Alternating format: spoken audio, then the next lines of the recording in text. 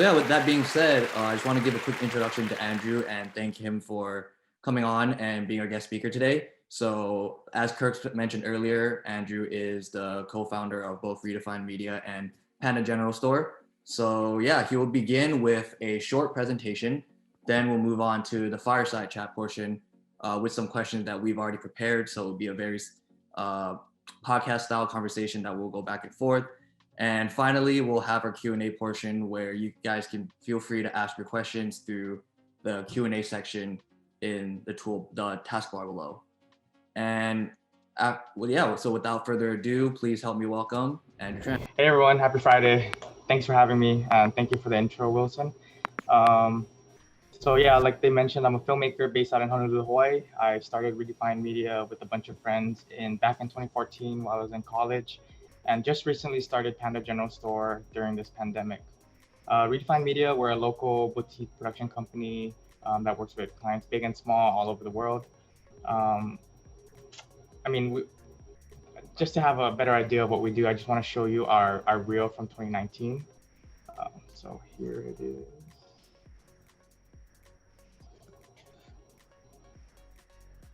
Ready and action.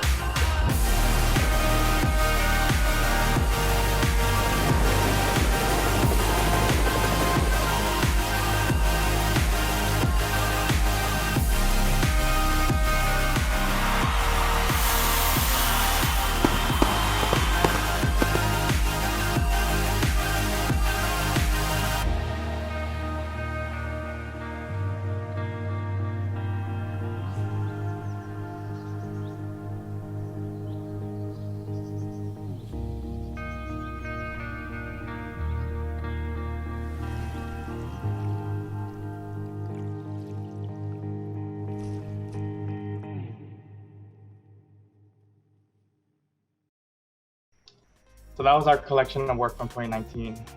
It's nice working with a lot of different creatives, different projects, different clients and whatnot. So since 2014, that's pretty much like the type of work we've been doing and whatnot. So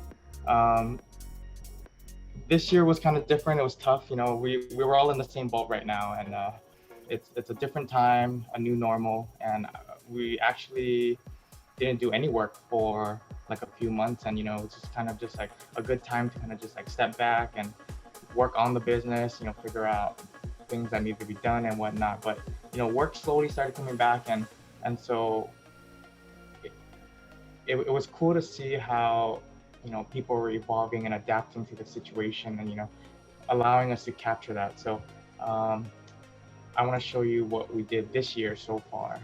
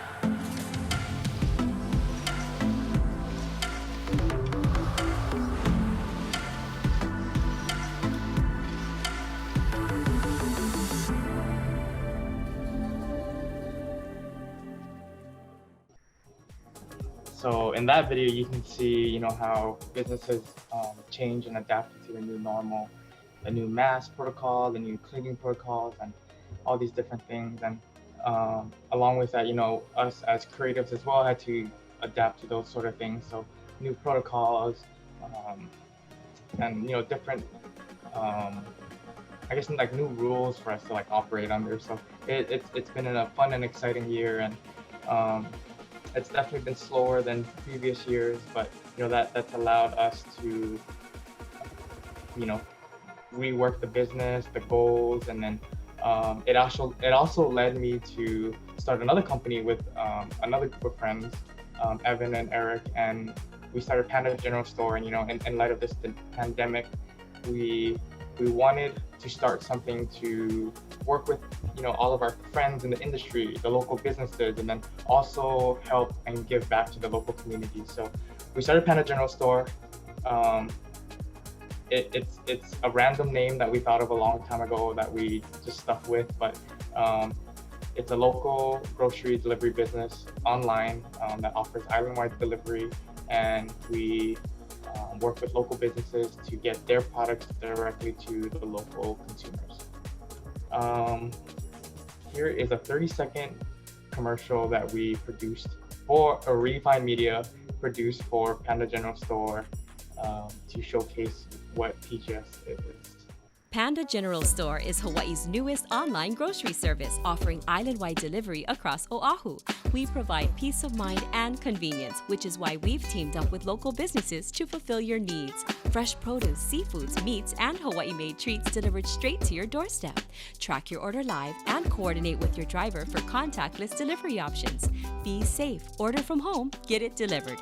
Visit pgshawaii.com or give us a call at 808-374-2994. So that's what's been keeping me busy during this whole lockdown and quarantine and whatnot. And it's been awesome so far, and excited for how it's going to evolve and whatnot.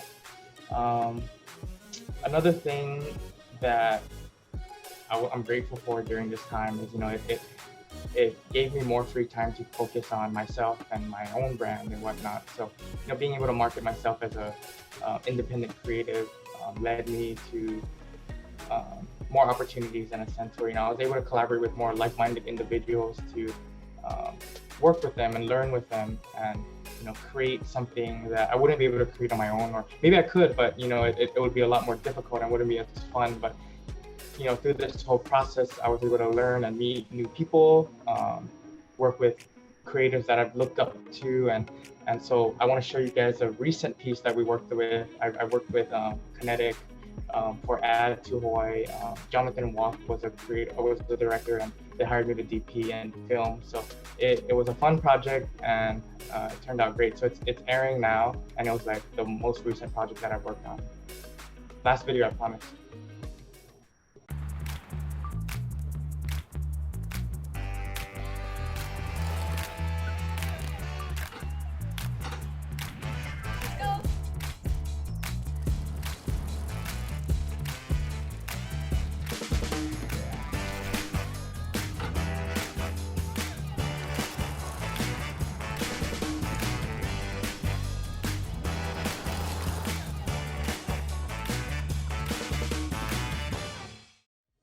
So that was it. That was a fun project. It was right in the middle of all this, the new rules and everything. So it was a lot of different, everything was more strict, like the permitting and, the rules on set, like everyone needed to wear a mask. It's so hard to breathe in a mask while working and everything. And our concept changed a lot because we couldn't have more than, 5 people or whatever. And the talent couldn't be under 6 feet and whatnot. So it was a fun concept. A lot of things changed. This was supposed to be filmed back in like February when John reached out to me, but we evolved with the times, and that's what we came up with. So that's pretty much it for me. I mean, thank you, Andrew. Yeah, beautiful commercial. But first, I would like to say we always know you're always behind the camera, so we really want to thank you for standing in front of the camera this time and sharing your story with us. So without further ado, we're going to switch over to the Fireside chat portion of this event, and we'll have Wilson from HSC moderating it. So take it away. Yeah, thanks, Kirk. Well, first, yeah, thanks, Andrew, for kind of first like sharing some of your work you've done and sharing a little bit about yourself and letting us pick your brain. Um, so yeah, you showed a lot of. I guess we will go right into it. My first question is, you definitely emphasized how big of a passion you've had for videography, and I kind of want to take a step back to like the very beginning and kind of how you got started in videography and what kind of made you fall in love with it. Yeah, for sure. So growing up, my dad, was a filmmaker, and he did a lot of commercials and wedding work. So that's pretty much like where I started. Like he would take me on his shoots or have me like record. I mean, like import the tapes. I mean, nobody uses tapes anymore, but I used to like dump the tapes and whatnot. So that was like my first initial like introduction into like this whole industry of media, filmmaking, photography. His best friend was a photographer, so I would take photos with him and everything. And over time I fell in love with the idea of the endless stories and the beauty everywhere you look, and then being able to capture it visually to share. As I got older and was able to develop my skills in high school and in college, I realized that we all have some sort of message or story that we want to get out there, whether it's a personal story or a company's story, message, or product message or whatnot. And we all have something to say. So my goal is to convey that message visually, and that's what I've been doing since. And I think what I love most about this industry is what I mentioned earlier. That I get the opportunity and chance to collaborate with like-minded individuals, and being able to craft and deliver content for people to watch and enjoy. It's amazing, and it's a great feeling. That's awesome. That's awesome. So you got started pretty much. So I've seen your first few like experiences, like exposure you said was just shadowing your dad, right? When you would do his projects and you would go out, and and then you eventually just kind of branch off and start doing your own. It's awesome.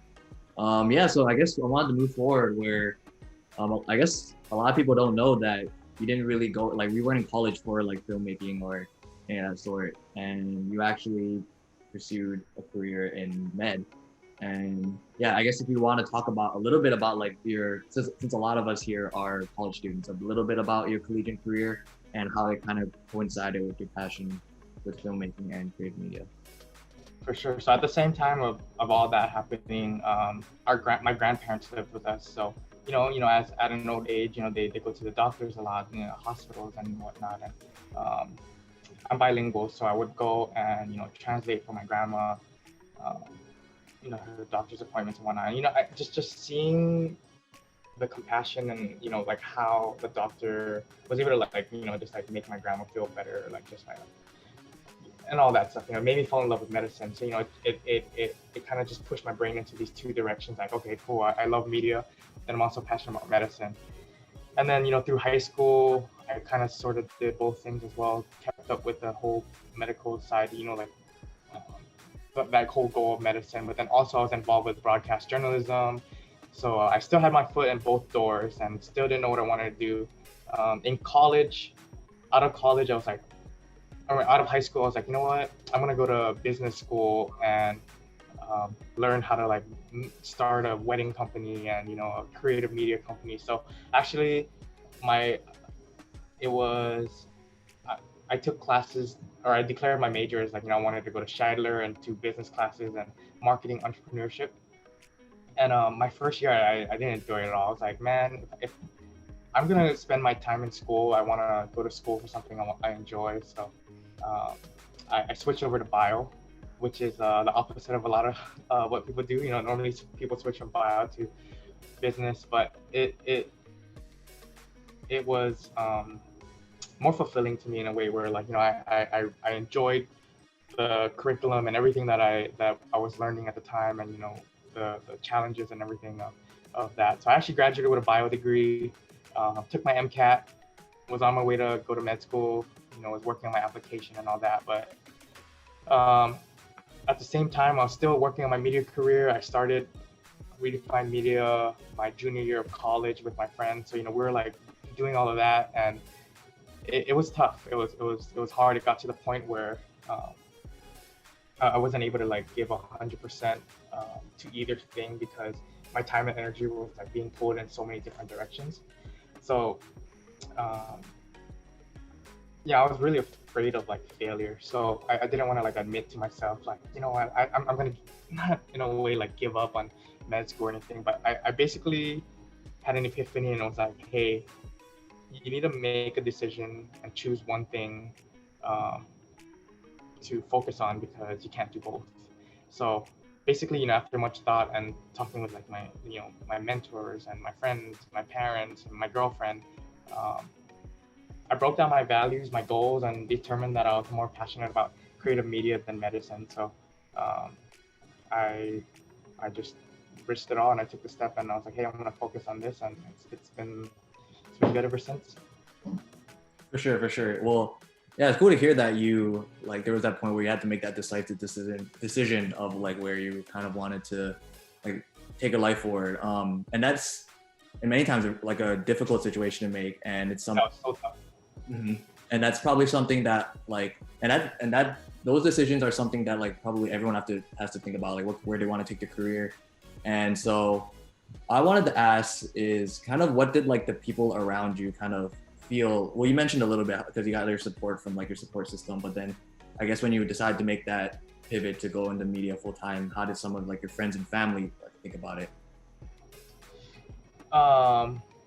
You know, like throughout the whole process, like all of my friends were like, how are you managing like to do both things? And yeah, I always tell them, you know, I don't sleep or whatever, you know, and it was always a joke, but not really. And it was like starting to take a toll on myself, and everyone kind of started to see that, and they're like, hey, you know, you need to start thinking about what you really want to do and whatnot. But when I finally made the decision, everyone was stoked. You know, they were like, oh, we're so glad you made that decision. And like, they didn't want to like influence my decision beforehand, but when I did actually do it, everyone was stoked, and they were supportive. They've been supportive throughout the whole process, which is nice, especially my parents, you know, my girlfriend.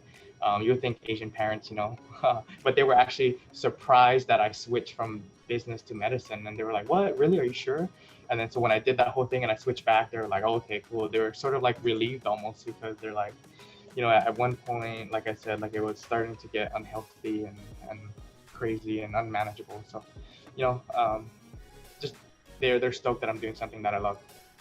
That's great. Yeah, that's great. So now I guess since I talked a little bit, now I want to move a little bit more towards your business that you started. So I guess I first wanted to ask about Redefined Media. So when you guys were first coming up and when you guys like first started, I assume there were probably some companies or some people doing similar things in like creative media marketing that you're already kind of doing. So what were some of the things you did to kind of set your guys like set yourself up for success and to maybe differentiate yourself from the different competitors already out there?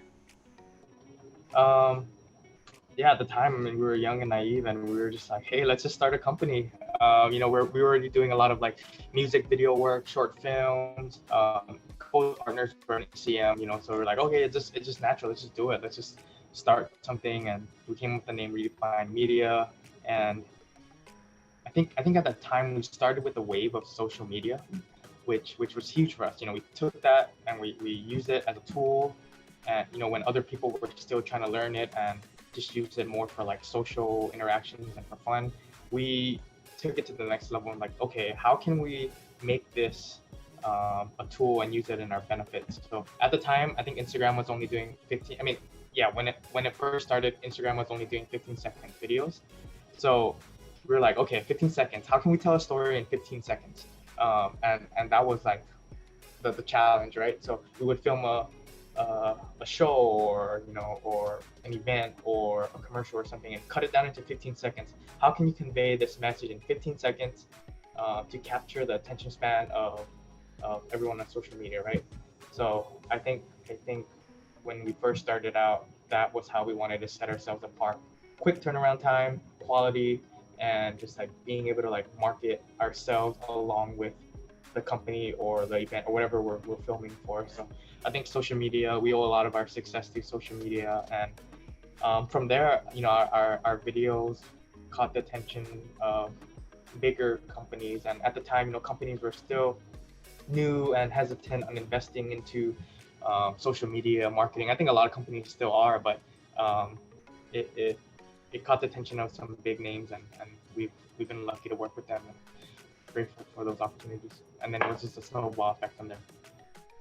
For sure, yeah. It's I really like how you talked about where you've kind of your business kind of stemmed from first like your passion, and then it kind of led into like, the business, and then you figured out the business side.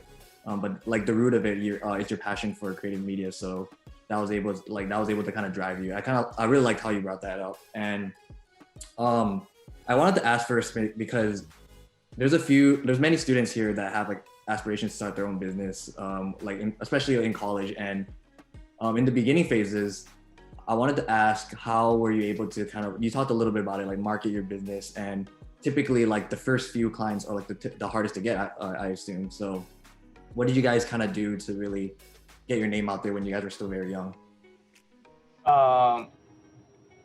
So, I mean, especially in this day and age, social media, and I think just like the network you have and the connections you have is such a big thing, especially in Hawaii too. Like it's who you know, the first impression that you make on them, and how you maintain that relationship essentially. So we're very lucky that we had social media when we were starting up, and we kind of like rode the wave on that. And we started out doing a lot of like pretty much like free work. Like we would just go out there and be like, hey, let us shoot this, let us shoot that.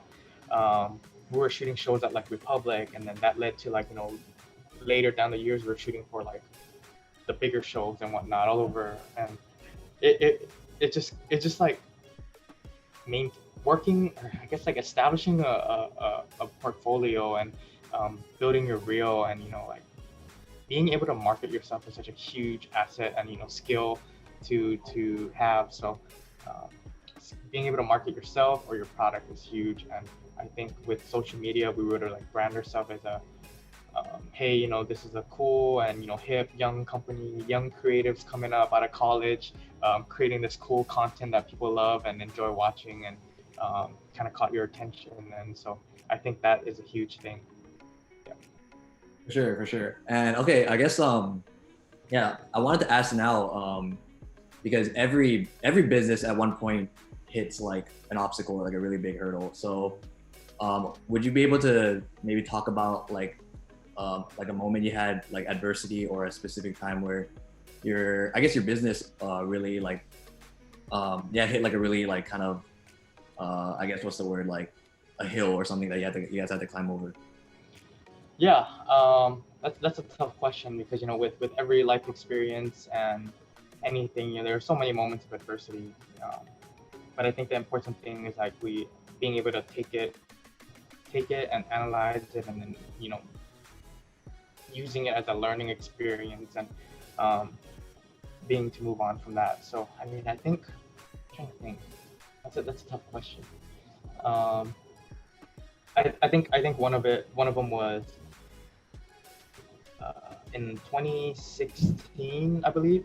Two of our partners were going to move away, one to the military and one to LA to pursue his craft. And when we're doing all that stuff, coming together was super easy, all that, and then like the business side of things and whatnot. But then when we're trying to like figure out, and this whole buyout process, I guess, and we're all still good friends and everything. It was like nothing bad or anything, but it was just like, okay, what do we do? Do we continue Redefined Media, or what's going on? What's the next step? So from there, we actually took it to the next step and made a further commitment. Okay, we're gonna continue this. We're gonna grow this. We actually got into a physical space, a physical studio around that time as well. And I think that really pushed Evan and I, the remaining partners, to really build Redefined Media to what it is now, and continue the work that we started in the beginning, versus just like giving up or like moving on to the next thing. So I think that was a big one. And I mean, overall, there's a lot of moments, and to think back on them, it's just like, okay, cool, we're past that now. Like, what's next? Yeah, for sure. Well, thanks for sharing that about kind of like a tough moment you guys had, and just about Redefined as a whole, as a company as a whole. I guess I wanted to move a little bit forward, and I guess talk about where I guess many people don't know that you're like an Emmy-winning award photographer and videographer. So could you talk about that accomplishment and kind of what that meant for you? Winning the Emmy, that was such a surreal moment, and every time someone brings it up, I still think back on like, whoa, that actually happened. It it was something that was never like on my mind or anything, and I didn't even. I mean, yeah, you see it on TV and everything. And, we produced this show. It was for Waikiki Yokocho, and we actually just did the history of ramen, and kind of shared ramen in Hawaii, the history of it back to Japan, and I'm so, like I said, we started with social media. We started with like short form storytelling, and now someone just reached out and was like, hey, let's do a 22-minute show. So I was like, all right, cool, I'll take on that challenge, and we did it. I worked with a great team. A writer, Lanai was the host. We did a lot of different things, and it got picked up by a network in San Francisco, and then we got nominated for the Emmys. I was like, okay, cool. What's next? Like, what's happening? Like that already sounds amazing. And then, so she was like, oh, let's go out to the show. We flew out to SF, and the whole time I was like, oh man, like, what's gonna happen? And when they said our names, I was just like, oh, I didn't even know how to react. And I get chicken skin every time I talk about it, but it's amazing, and that was what sealed the deal for me. Before all that, I was still wishy-washy. I was like very like, oh, yeah, I'm still gonna be a doctor. I'm still pursuing this, and I'm still passionate about Redefined Media and all that. And then after I won the Emmy, I was like, okay, cool. This was it. This is the sign that I needed to tell me that, hey, I should focus on Redefined Media. So yeah, a lot of things came out of that. Okay. So so when you won that award, that was the really thing that kind of pushed you over the edge to really decide that you wanted to switch to media full time then. Yeah, pretty much. Even before that, still telling everyone that I still wanted to do both, and all my friends that were they're in med school now, but it's like at the time we were all studying together. I was like, oh yeah, I'm still in it, like I would still go to study and all these things. And finally when I won that, I was like, yeah, I'm making the decision. For sure, that's awesome. Yeah. Okay, yeah. So my next question is, I wanted to. So I guess I wanted to ask is if you've had any kind of mentors or people that have inspired you. I guess not mentors, but I guess like people who inspired you, or people you've worked with, or creatives that you've worked with that will one inspire you, and then two make you make you a better kind of I guess filmmaker and storyteller yourself. Yeah, so I mean, like I mentioned earlier, the best part about this industry is the ability to collaborate with other creatives, and people are creatives on different levels, and it's through this whole process I've been able to work with different people in different industries. You meet like marketing directors, and those are like people in their own crafts, and then I met artists and other filmmakers and whatnot. And especially now, like I'm saying, like with social media, it's so much easier to connect with people around the world. So it's like I've been connecting with people that I even haven't met in person yet, but we follow each other's work and everything, and it's just cool to kind of just like talk back and forth. But I think for me, someone that really, or some people that really drove my career, definitely my dad to start, and then in high school I was lucky enough to work with Colby from Aria Studios, and she's been my mentor and good friend since. So it's people like that, and then along the way, I've also been lucky enough to work with Jasper Wong from Powwow, travel the world with him with all his different projects. Creatives like Nainoa Langer or Corey Martin. And most recently in 2020, I was able to work with a company that I've looked up to for a long time, which is super cool. They're called Muse, and Patrick from Muse is amazing. And they're like the kings of storytelling, and being able to work with them so closely this year, I was just like, wow, like I used to go to all your still motion workshops, and I was like fangirling over all their work and videos every single time. So being able to work with them this year was kind of like a huge thing for me too. Sure.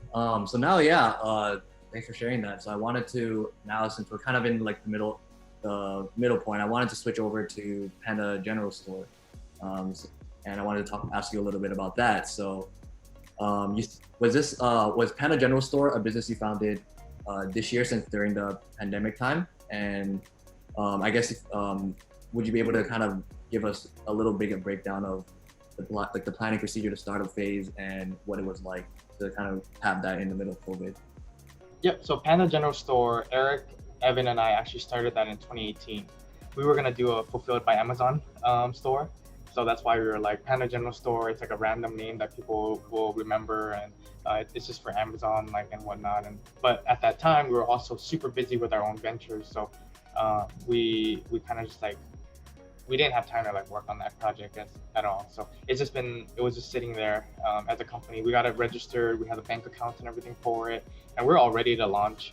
And so it's been sitting there since 2018. And then in early April, Eric actually was trying to like order groceries, during the first lockdown, and no one was available. Like the next delivery date was like a week from then, and it was like, how do you expect me to get my groceries and all that? So he actually came to Evan and I was like, hey, we should turn Panda General Store into like a local grocery delivery business. And we were like, what?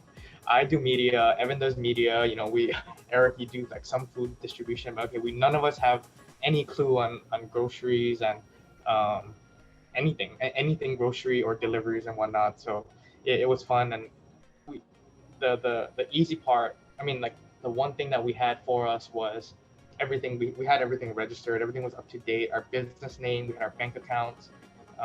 The only thing we didn't have was capital. And the hardest part was, especially during this time, banks and stuff, they're not giving out loans. They were focused on the PPPs and the disaster loans and whatnot. So no one was giving us money. So basically, Panda General Store is all self-funded between the three of us. And our whole goal was, like I said earlier, to create a local grocery delivery business during this pandemic to give back to the community, connect local businesses with local consumers. For sure. So to clarify, I guess initially you wanted, so you started Panda General Store as basically like a e-commerce / Amazon FB. Was that the initial kind of idea that you had for it? Yep. So we just wanted, another source of income at the time, and passive income, and we were like looking up these different products and whatnot, and then we all got super busy, so we kind of just like let that idea go away. But that was our initial idea. For sure. And I guess since it's you got it started really during like the pandemic, so could you talk a little bit about some of the traction that you've made with it, and then kind of where how you've been able to kind of work through, I guess, regulations and then all that stuff right now. Yeah, so from the beginning, Eric came to us with the idea, and honestly, I was just like, I don't know. I'm not doing anything else, but still, like, I have no idea on this industry. So, we kind of like took a step back and kind of like analyzed the situation and whatnot, and then it was just like, you know what, let's just execute it and figure out how to do it. So we tapped into our connections. So I think our first vendor was Ham Produce, which is a locally owned business. And they bring in a lot of the produce and whatnot. So at the time they were really slow because restaurants weren't open, grocery stores were slowing down, and a lot of their customers weren't buying. But they never had access or an avenue to sell to the public. So we're like, okay. So that kind of got us thinking, like, okay, cool.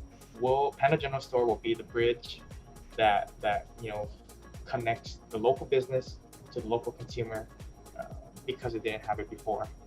So we started with Ham Produce. We started with some pre-made boxes of produce and whatnot, and we had to talk to different insurance agents to figure out, like, okay, what's our coverage like?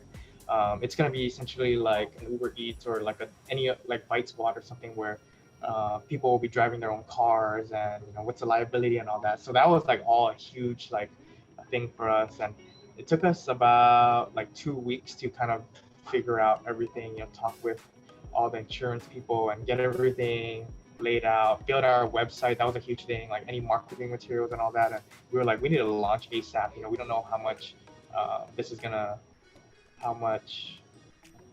how much longer this quarantine will last or whatnot. So we were like, let's just launch ASAP. And surprisingly started off.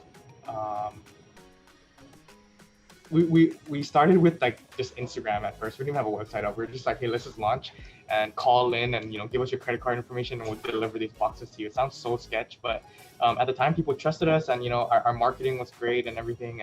And then we finally got our website up that weekend after. We were trying to like work on different things and look at different platforms. And finally we had the website. We had like a legit phone number and all of this stuff. And we were like, okay, cool. What's next? And just hiring employees. We were able to hire our friends and get like a physical location, bring on more vendors, and then eventually buy the 2 vans and whatnot. So it's been like another snowball for that company, and it's just trying to see where it goes. Sure. Yeah. So yeah, thanks for sharing about, I guess, both Redefined and PGS. So this next question I wanted to ask is, since I mentioned earlier, a lot of us college students either have aspirations during the startup phases of building our own businesses. So what was one thing you wish you knew when you were in the startup phases of any of your business ventures?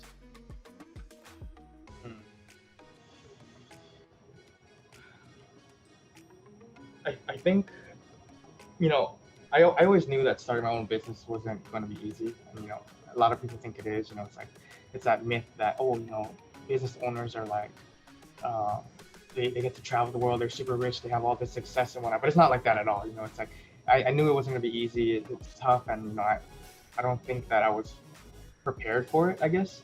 Because again, like we just started with our friends, like, hey, let's just start this. But I realized that it's just like trial and error, learning as we go. And we jumped into it. We got super busy because the demand was there, and we were able to provide the service and product that at the time not a lot of people were offering. So we got super busy. It was hard for me to manage, again, like the whole medicine side and everything. So one thing I wish I knew was like the importance of maintaining a strong work-life balance. I still have like some of these issues sometimes, and but I'm definitely better than I was before. But maintaining that work-life balance, or even like school-life balance. Like you can study all of this, but how is your personal life? How's your personal health? You can have all the success, but if you're not healthy, then it's the same thing. So as a small business owner, I found myself pouring all my time and energy into the company, working late hours, staying up late at night, working all day pretty much. I would be start early and late, and it led me to like being burnt out and eventually being less productive, which is not good, right? So less efficiency, being burnt out, I felt crappy and all that. So I met my girlfriend Megan, and she always gave me crap about like, why are you working all the time and all that stuff. And at the time I took it like, very offensive, like what, I love my business and I love to work and all this stuff. But the more we talked about it, I started to realize like, hey, this is not healthy, personal work-life balance. And so I started reading books, listening to books, and a lot of them stress like the need for systems, routines, being able to delegate, setting boundaries, and then setting achievable goals or steps to get towards those goals. And so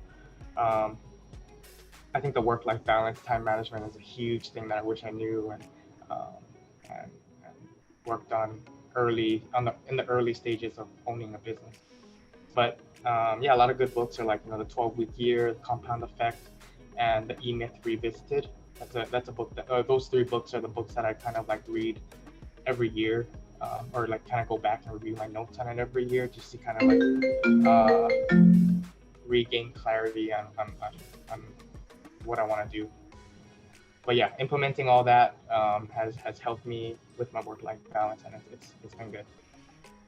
Yeah, that actually leads right into my next question is, I guess if you wanted to talk about what are maybe some habits, or what is the importance of having good habits in being successful as an entrepreneur and running a small business.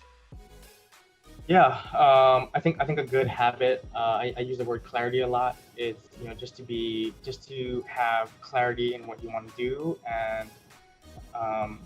and what your end goal is. So having that clarity and awareness is huge as well. So being aware of your finances, your personal and business goals, your health, and all the different aspects of your small business. Awareness having awareness and then being clear on what you want to do is huge.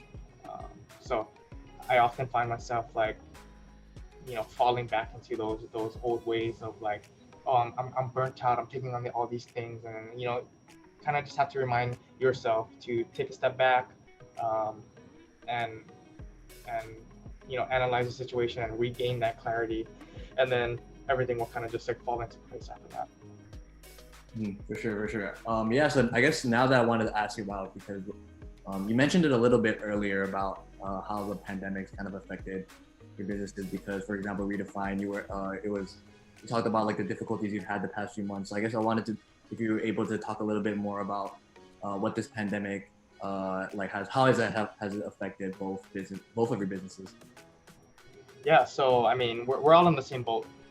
This pandemic was something that no one could have planned for, and it's so sad, to see like all these like small iconic businesses going out of business and whatnot. And it's just sad to see all that, and it's such a tough situation. But personally, for everyone, we're definitely a lot slower on work, and like a lot of things. But for Redefined Media side, I also have the Redefined wedding film side. So no weddings this year.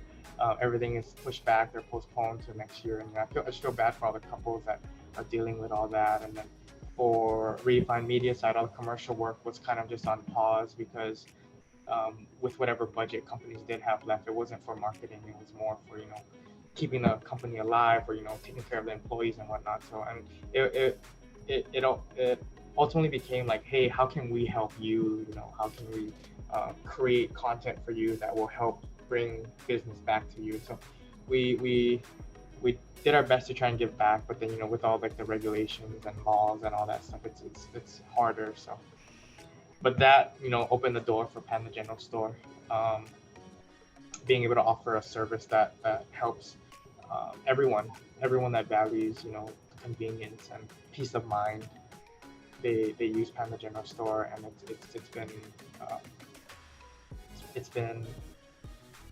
been steady, it's been good. And with everything reopening back up, coming up, the challenge now is to come up with like strategies on how to maintain the customer base and keep Panda General Store and their service relevant. So yep.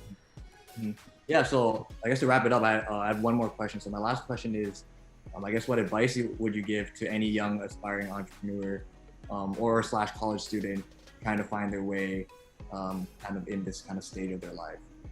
Yeah, my advice would be find something that you're passionate about, and take the risk, go all in, do it. I am beyond in love with what I do, and it's a feeling that keeps me going every day.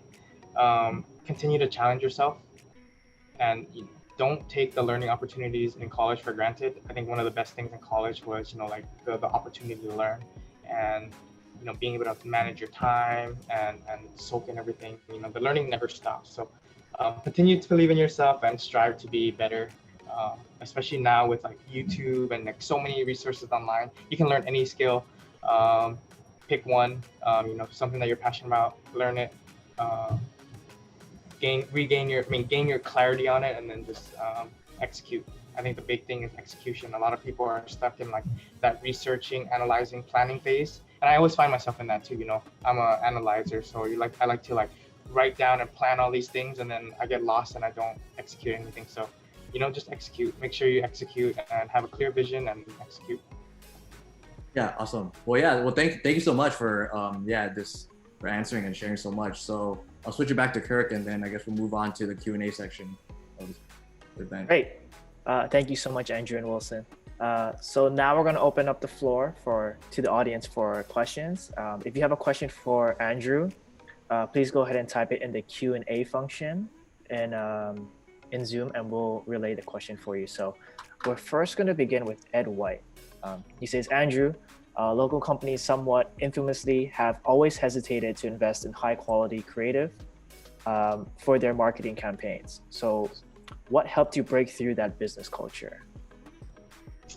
Yeah, like I said, like I mean, a lot of companies are at the time, and even now, they struggle with the, why am I spending money on social media or this type of marketing when I'm so comfortable uh, with what we've been doing for a long time. So I mean, I think with what this pandemic has taught us is, I think your company or whatever you're doing, they need to evolve, and you need to evolve with the time, the situation, and all that. And I think with us, when we go in and we pitch to a client, we always pitch value, and how we can get their story across visually and how that will benefit them.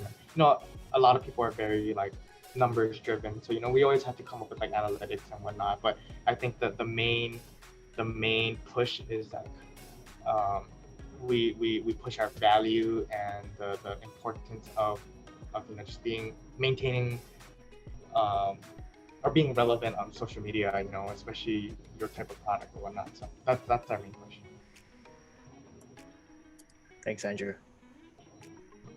We're gonna switch it over to Nate's question. He says, going from operating a media company to a delivery service is a big industry jump. So what sort of skills in logistics, IT, customer relations, food safety, etc., did you need to learn real quickly? And on the other side of that, what sort of skills and experiences transferred over and helped equip you? That's a good question. Thanks, Nate. So, the E-Myth Revisited is a really good book on building systems for your company.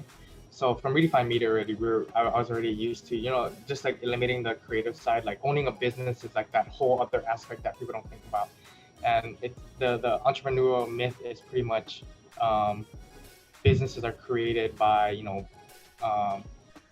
people that graduated with business knowledge and all this stuff. But in reality, businesses are actually started by, creatives or technicians that, are in love with the thing and wanted to branch out on their own. So it's how you keep your company from failing with systems, routines, and all this stuff. So I think that really transferred over to Panda General Store, kind of, again, having the clarity and then just being able to like lead a team and collaborate with people when you don't know the answer. So a lot of the stuff like with food safety and all that stuff, Eric does food distribution at a different level.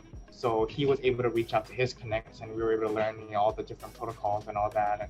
And we implemented our marketing into our website and worked out our connections and all that. So it kind of worked in a way. I mean, like it is very two different industries, but if you break it down into like running or maintaining a business, it kind of works hand in hand. Great. Thank you, Nate. We have a very intriguing question. It's, as a creative, how do you deal with negative feedback? And do you have advice on how to handle criticism?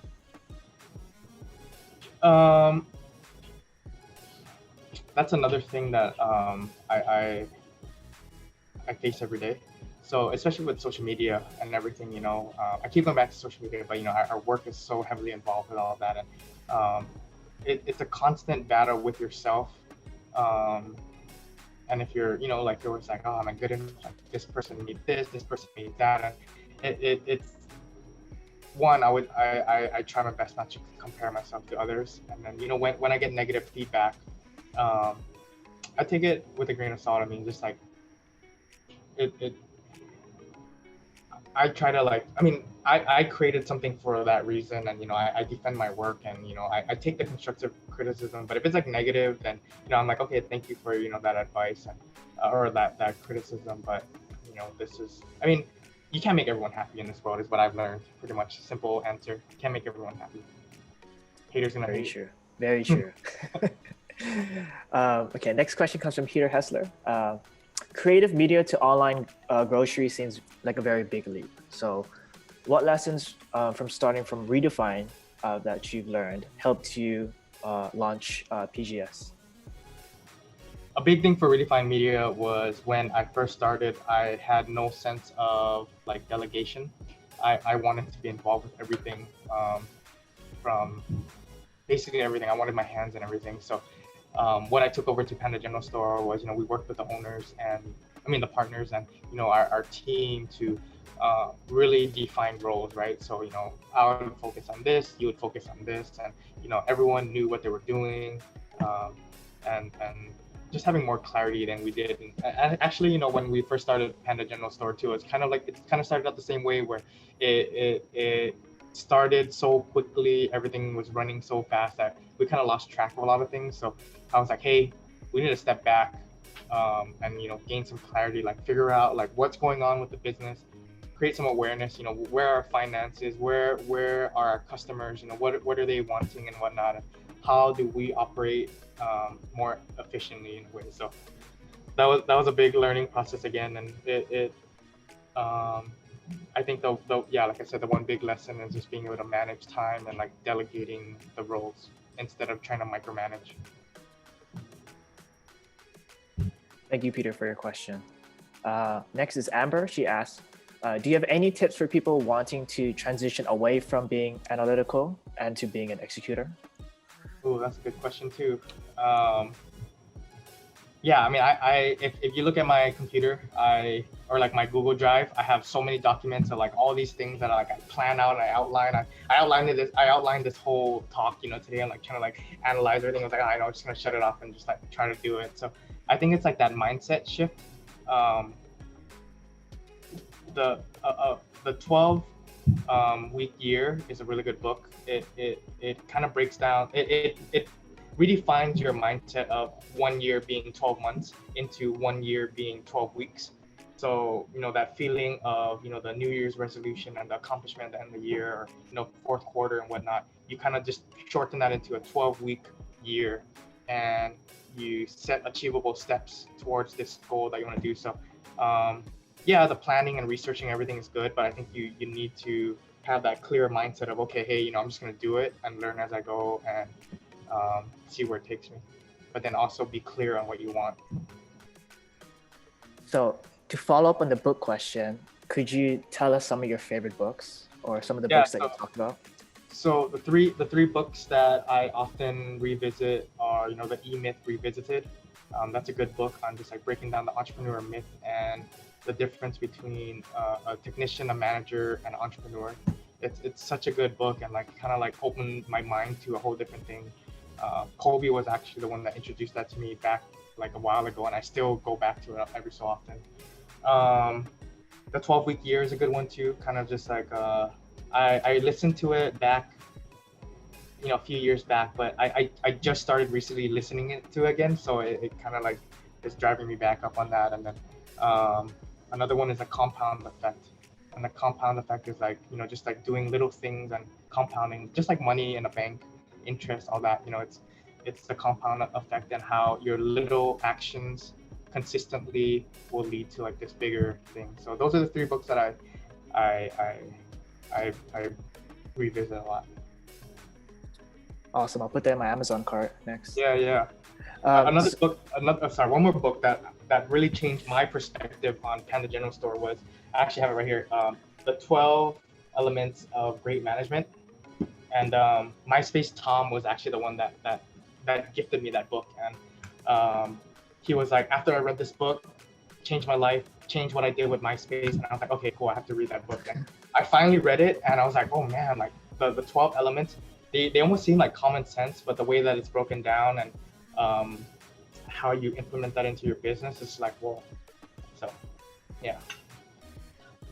Awesome. So I have one last question for you, Andrew, and it's the question from me. So I've known you for years, and Redefined, you really built something up to, stratospheric levels, and you have the scar tissue to prove it. So if you ran into a younger Andrew, let's say you went back in time and you ran into a younger Andrew, what is a piece of advice that you would tell him? Kurt, that's a deep question. I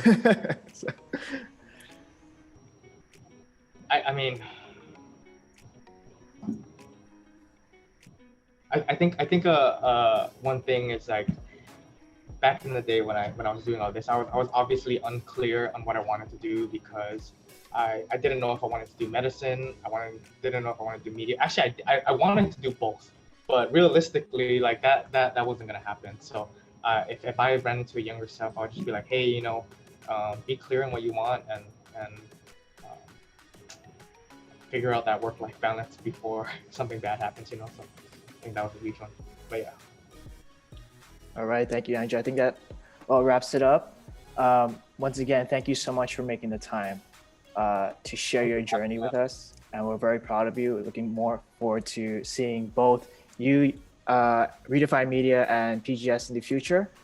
So once again, I would like to thank First Insurance Company of Hawaii for making the speaker series very possible for all of us, and also Wilson from HSC for co-hosting this event with us. This talk will be featured later on YouTube. And Andrew, if you're nice enough, would you like to share your email address just in case anybody here would like to reach out to you for help? Oh yeah, of course. So I mean, with this whole thing, what I learned was, I think that the reason why I'm here, I owe it to a lot of like mentors and people in the industry. Basically, back in the day, I used to message a bunch of creatives and be like, "Hey, let me come work with you. Let me come film with you. I want to come on a wedding with you," and they would let me. And Colby's been my mentor ever since. So yeah, Andrew at redefined.media. I'll type it in the chat. But yeah, send me a message, and if you have any questions or need help with anything, or even if you do creative work and you need some advice or anything, I mean, I'm open to anything. Awesome. Well, that just about wraps everything up. Thank you, everybody, for joining us, and we'll see you guys very soon. Mahalo. Thank you, everyone. Thanks, everyone. Bye.